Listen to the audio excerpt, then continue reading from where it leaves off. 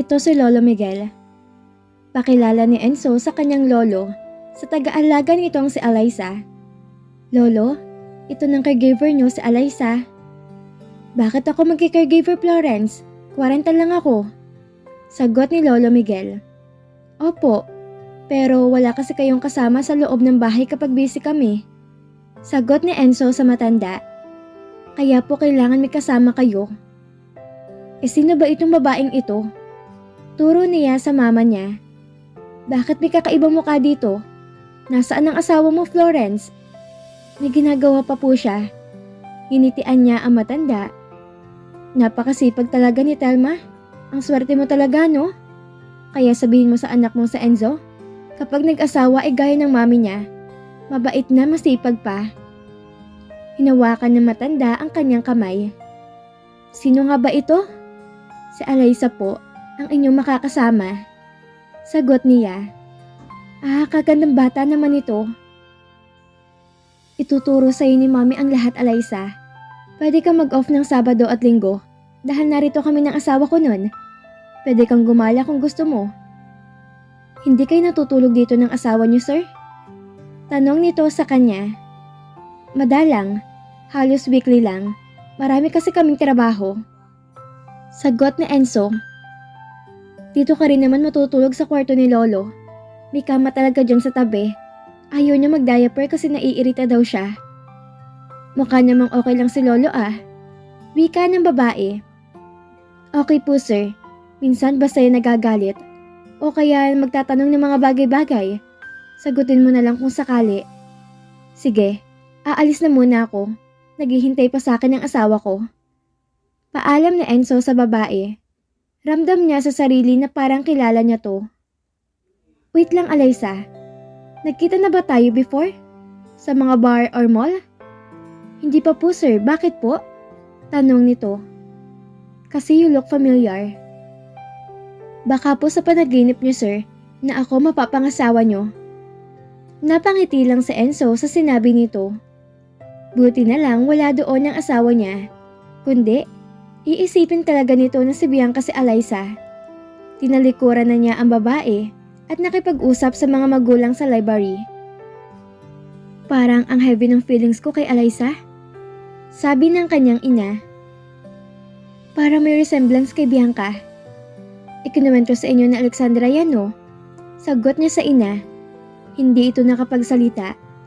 Mami, please. Kalimutan na natin si Bianca. Hindi kayo makaka-move on sa kanya kung iisipin niyo siya palagi. Yan din ang binilin ko kay Alexandra. Ewan ko ba anak? Kung ano kasing nakikita niya, ganun din yung nakikita ko. Sinilip-silipan ng mami niya ang kwarto ni Lolo Miguel. Matalino ng tao ngayon, Enzo. Malay mo, nagdi-disguise lang siya. Ma'am, stop it. Huwag kayo mag-paranoid, okay? Kung pwede lang sana, para hindi kayo na mag-isip ng mali. Yan din nga sinasabi ko sa mami mo kanina. Ang mga babae ata, may kulto talaga Kung anong sinabi ng isa, paniniwalaan ng isa. Singit ng daddy niya sa usapan. Kayo mag-ama, pinagtutulungan niyo ako. Tigilan niyo nga ako. Naupo ang mami niya. Sinasabi ko lang din kung anong napapansin ko. Pero honey, huwag ka na kasi mag-isip ng hindi maganda. Bakit mo ba naaalala si Bianca? Namimiss mo? Biro ng daddy niya. Ewan ko sa'yo. Nag-walk out ang mami niya. Dad, flowers and letters lang yan. Sabi ni Enzo sa ama. I know.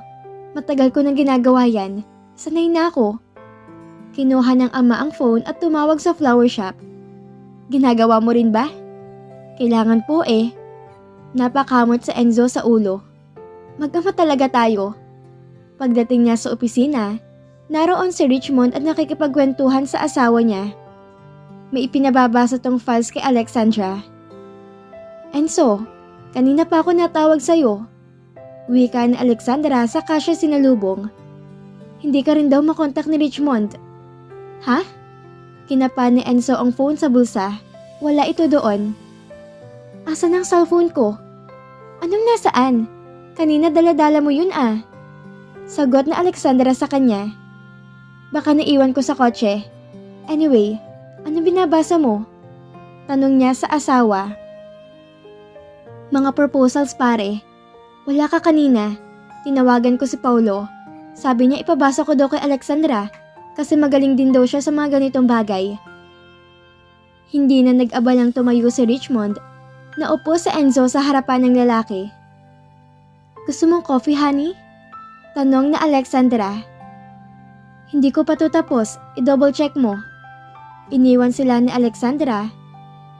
Nakuha ko yung ibang kontrata ni na Bianca. Marami silang proposals na hindi na isasubmit. Naisip ko na baka pwede nating ayusin. Bakit dinala mo pa dito? Pwede naman sa ibang araw na lang. Excited na ako. Sayang ang time. May ka-meeting si Paulo ngayon kaya hindi ko siya kasama. Hindi ko naman alam na umalis ka. Sabi ni Alexandra, may hinatid ka daw sa bahay niyo. Ah, oo. Yung magiging caregiver ni Lolo. Hinatid ko sa bahay at inorient ng konti. Sagot niya. Maganda tong proposal na to ah.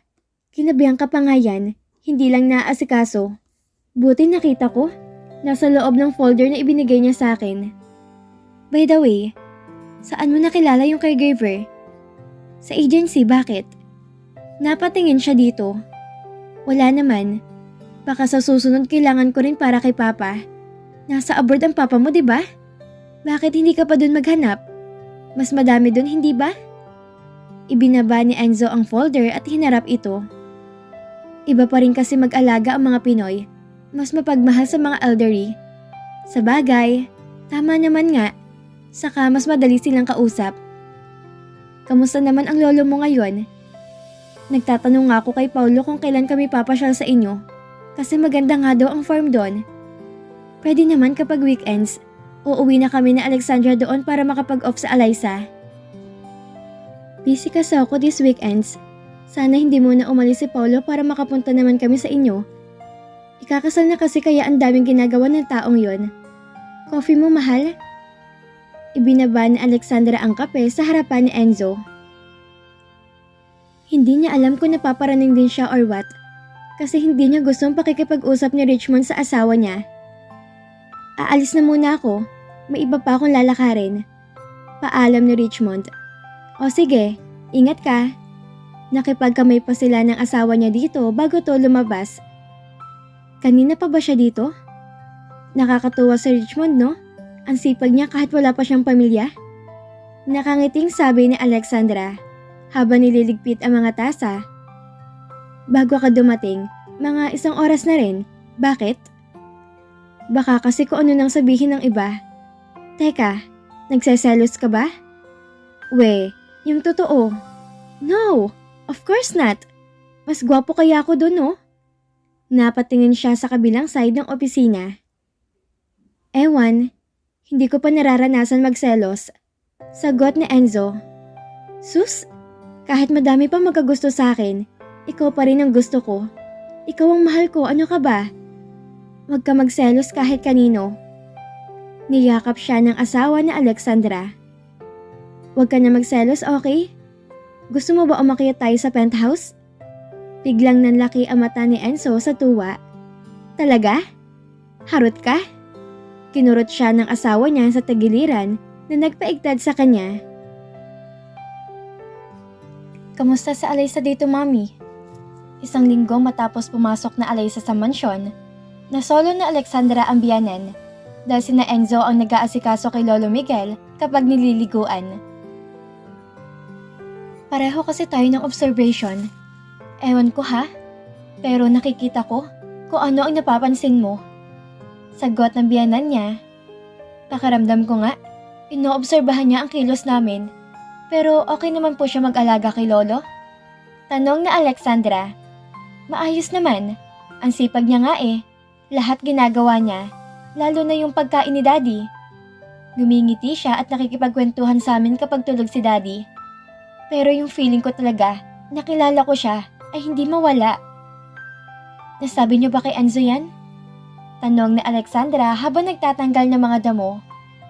Oo, at alam mong sinabi niya? Malamang daw nag-usap na tayo, kaya kung anong nararamdaman mo, yun din ang nararamdaman ko. Pareho sila ng tatay niya? May ganun po ba talaga? Yung mafe-feel mo na kilala mo yung tao kahit parang hindi. Instinct ng mga babae yan. Pare-pareho siguro tayo na nararamdaman kapag bother. Ano pong sabi ni Daddy? Naku, iniwan ko nga noong sinabi ko. Ayon, pinadalhan ako ng bulaklak. May note po ba? Oo, paano mo nalaman? Ginagawa niya lagi yan kapag naiinis ako sa kanya. Mag-ama nga po sila. Ganyan din sa Enzo. Saan daw po ba pupunta sa Alaysa? Uuwi daw sa boarding house niya. Maglilinis daw. Nagtatanim na sila nang lumabas ang mga lalaki sa loob. Bagong ligo si Lolo Miguel. Kamusta ng paghahalaman niyo dyan? Tanong ni Florence sa kanila. Maaani na to next week. I-message mo na yung supermarket na may order nito para ma-ready agad natin na maaga. Sagot ni Telma. Oo nga pala no? Sige, tatawagan ko na lang maya-maya. Anong ginagawa niyo dyan? Tanong ni Lolo Miguel. Wow, mukhang mabango si Lolo ngayon ah. Bati ni Alexandra sa matanda. Alexandra? Bati sa kanya ni Lolo Miguel. Nagulat siya at naluha. Hindi niya akalaing makikilala siya ng matanda.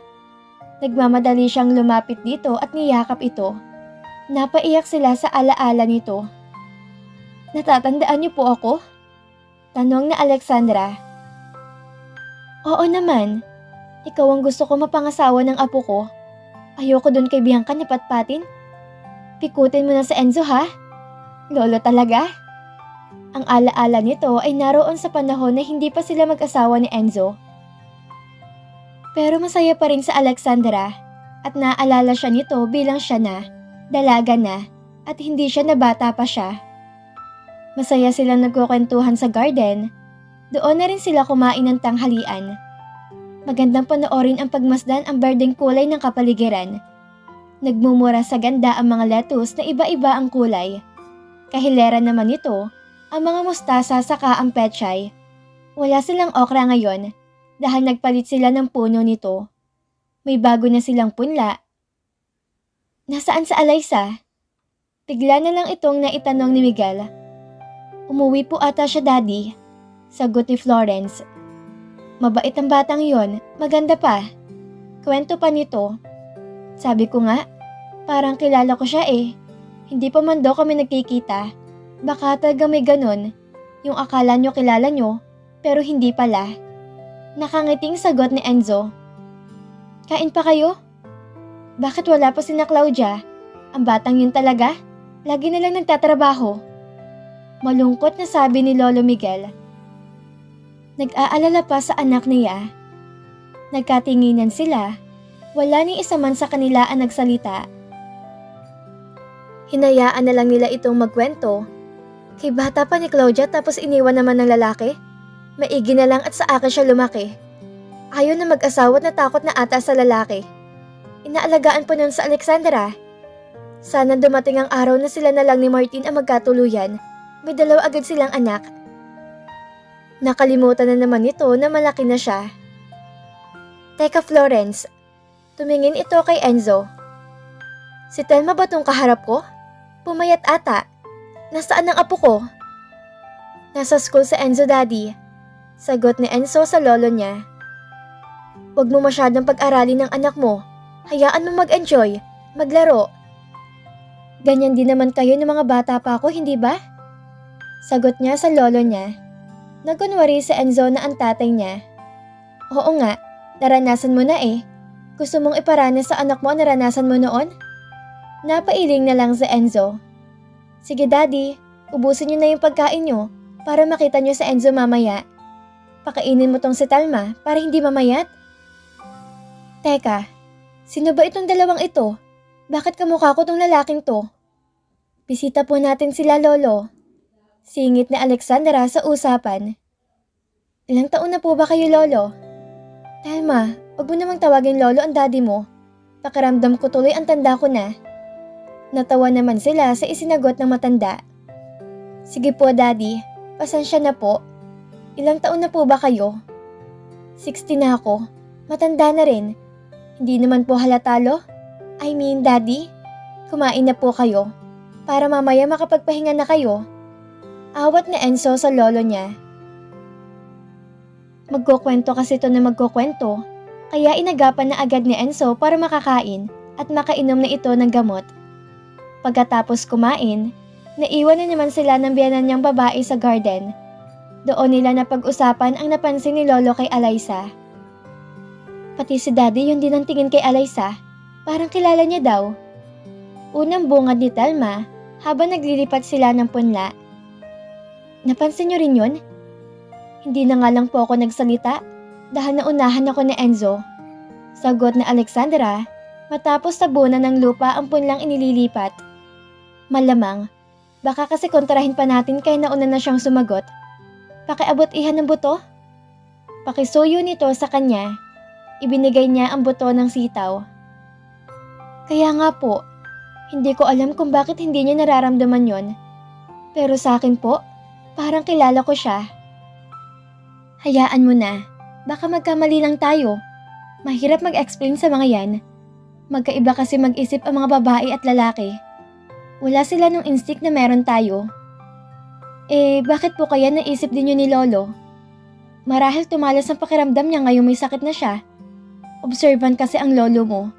Tinapos nila ang ginagawa, saka sila tuluyang pumasok sa bahay. Nagulat pa sa Alexandra na makita si Paulo at Richmond na naroroon. Kausap ng mga ito ang biyenan niyang lalaki. Oh, napadalaw kayo. Hindi na sa Alexandra nag-abalang lumapit sa mga ito. Pasensya na kayo, madumi ako eh. Nagbungkal kasi kami ni Mami ng lupa. Ayain mo silahan sa garden para sariwang hangin. Wika ni Telma. Aalis na kasi ako. Baka matagalan ako bago bumalik. Sagot ni Paulo sa kanya. Gusto daw makarating ni Richmond dito. Sige, maliligo lang ako. Ako na maghahanda ng merienda nyo. Umakyat na sa Alexandra sa kwarto nila para maligo. Hoy, baka matunaw naman sa Alexandra. Bulong ni Paulo kay Richmond. Napatingin lang eh. Napakamot to ng ulo. Shall we? Naririnig pa na Alexandra nang lumabas ang mga ito sa garden. Hindi na siya nag-aksayang tapunan ng tingin ang mga ito. Tinungo muna niya ang kwarto ni Lolo, saka sinilip ang asawa. Wala ito doon, si Judith lang. Pumunta siya sa kwarto nila. Nakaupo ito sa kama at bagong ligo. Napatingin ito sa kanya at napangiti.